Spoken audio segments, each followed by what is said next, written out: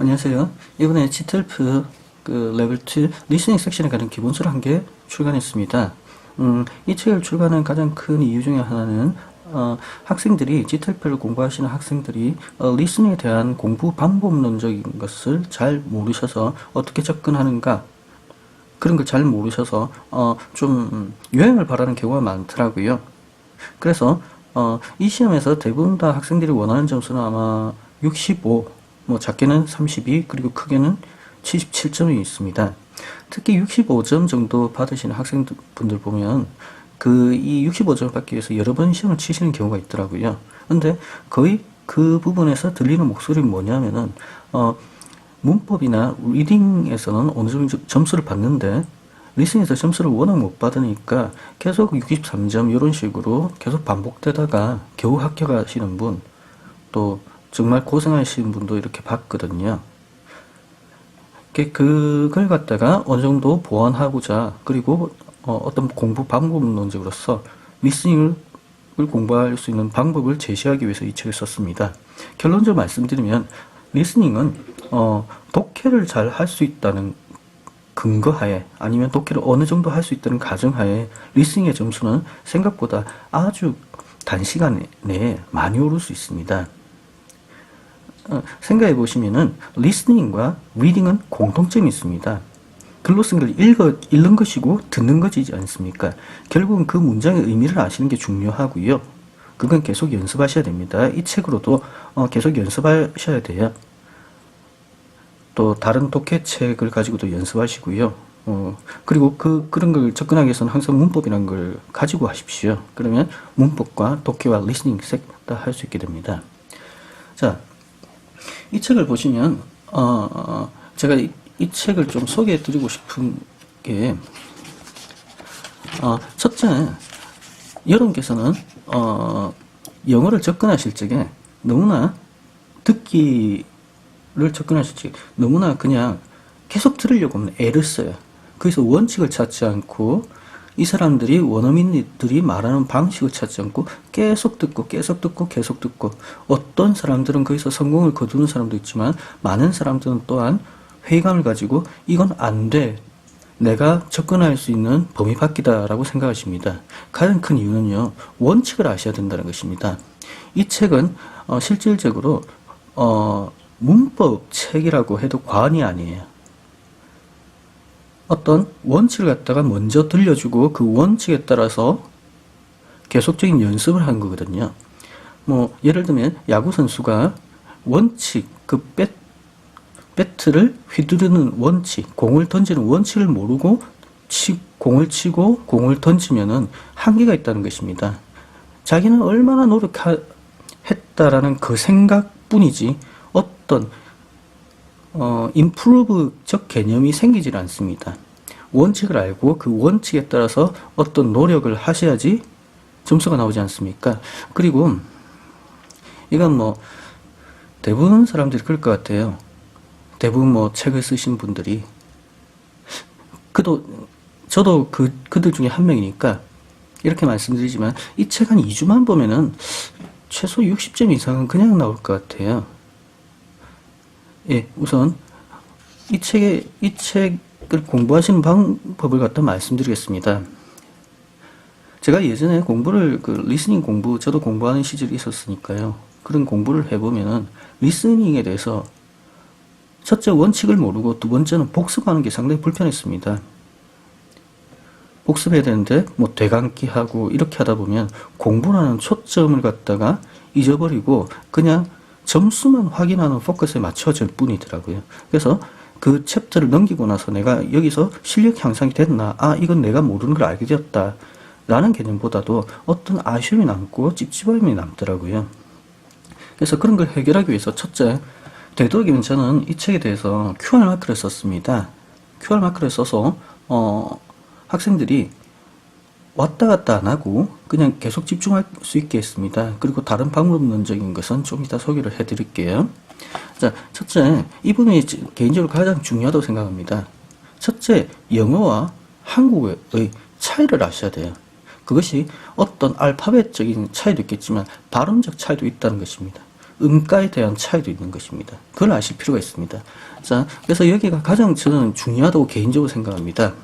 첫째, QR 마크를 해서 좀 저는 나름대로 좀 학생들이 편안하게 하려고 했습니다. 뭐 이게 좀 부담스러우시면은 홈페이지 가서 이 다운을 받으시면 됩니다. 자, QR 마크가 있죠. 그럼 QR 마크 같은 거 갖다 어플에서 다운을 받으셔가지고 이런 식으로 갖다 댑니다. 그러면은 이런 식으로 소리가 날 거예요. 한국어와 영어의 구조상의 차이점. 자, 여기서 한국어, 영어의 구조상의 차이점 이런 것들이 굉장히 중요하거든요. 이걸 갖다가 학생들은 공부를 안 하고 무작정 듣는 거예요. 그래서 이런 거 한번 들어보겠습니다. 1. 한국어. 한국어는 상하, 좌우, 초성, 중성, 종성의 구성을 통해 이루어진 단어로 문장에서 단어 자체가 고유의 역할을 하는 경우가 많은 언어이다. 따라서 문법과 문장 전개의 순서가 영어에 비해 상대적으로 덜 엄격한 언어가 되었다.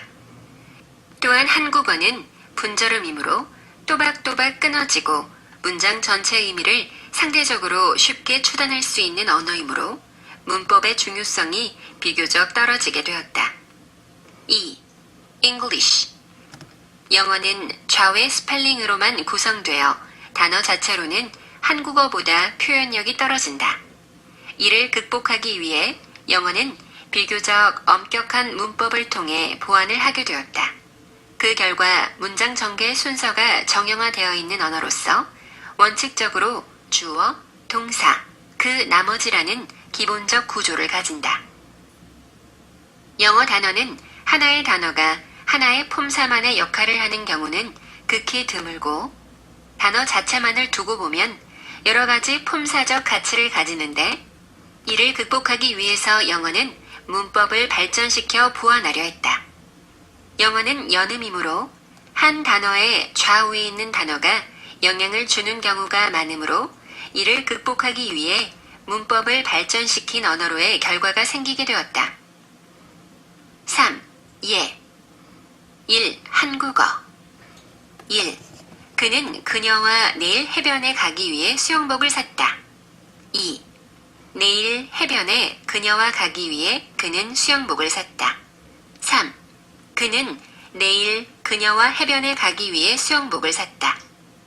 4. 그녀와 내일 해변에 가기 위해 그는 수영복을 샀다. 어색한 정도는 변론으로 하고 한국어는 순서를 바꾸어도 문법, 어순의 관점에서 매우 유연하게 인정하는 언어이다. 2. English. 1. He bought a swimsuit to go to a beach with her tomorrow. 2.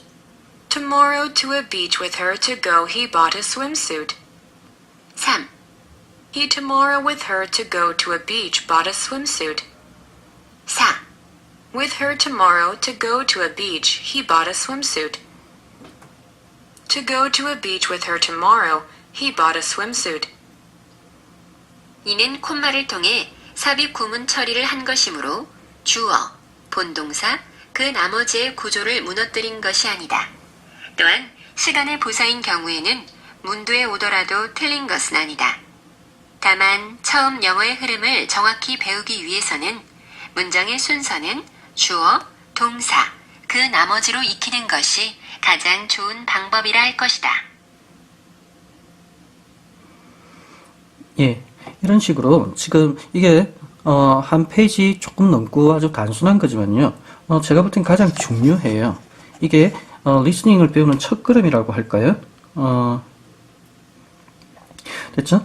그 다음에 우리는 두 번째는 영어와 한국의 발음상 차이점을 아실 필요가 있습니다. 그런 것도요, 이렇게 QR 코드로서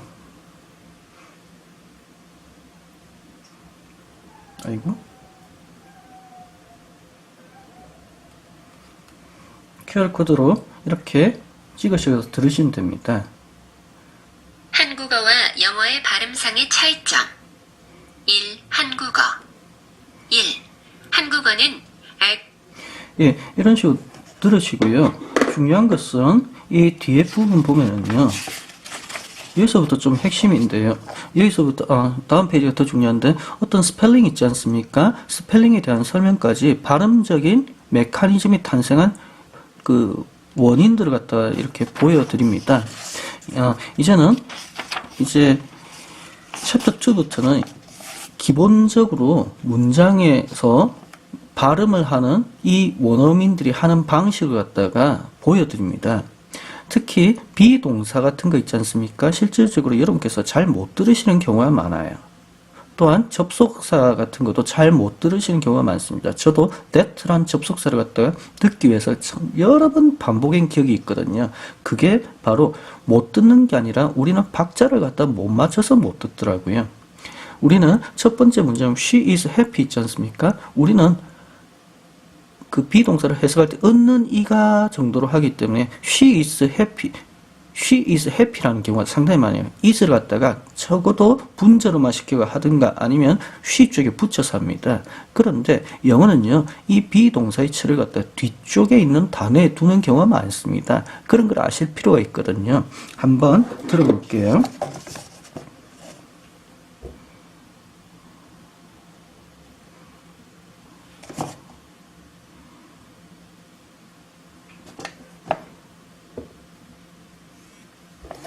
앞쪽에 설명이 좀 갈 거고요. 리스닝 컴프리헨션에서 중요 발음적 결합, 청크. 발음은 각 개인의 특성에 따라 조금씩 상이한 경우가 있다. 다만 여기서 소개하고 익히 할 것은 가장 일반적으로 발음하는 메커니즘을 소개하는 것이다. 이런 기본을 익힌 후 원어민 각 개인의 발음적 개성을 알 수 있다. 즉, 일반적인 것을 아는 것이 더 가치가 있다. 특정한 사람의 발음과 청크를 일반화하는 것을 지향할 필요가 있다고 생각된다. 1. 비동사.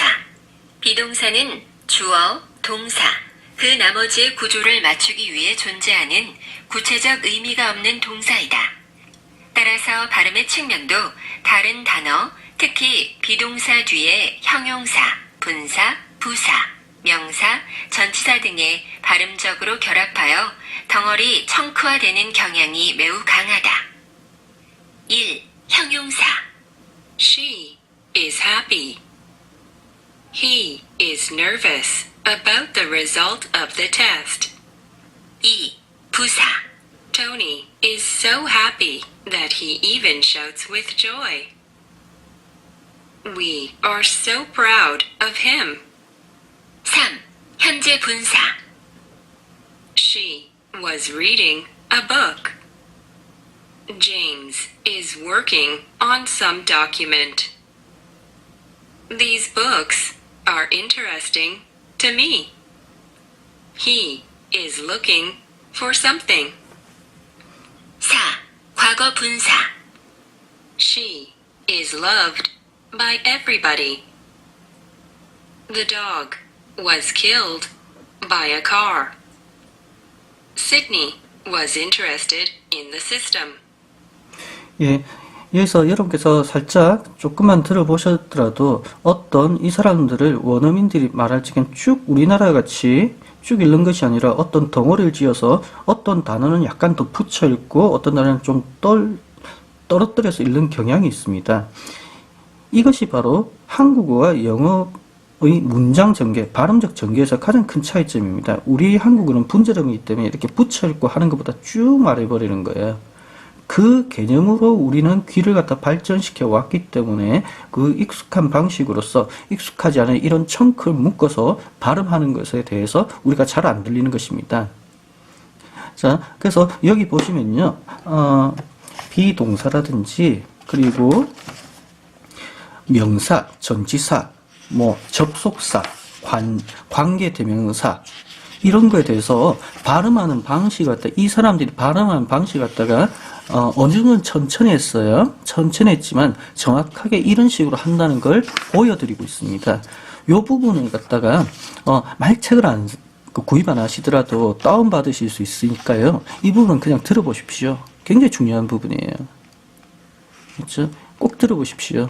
원칙을 아셔야 됩니다. 여러분께서 듣기를 갖다가 계속 실패한 가장 큰 원인은 어떤 원칙을 갖다가 생각지 않고 그냥 경험과 그리고 어떤 시간으로 해결하려고 하는 그런 어떻게 보면 욕심 때문입니다. 중요하니까 이 부분은 꼭 들어보십시오.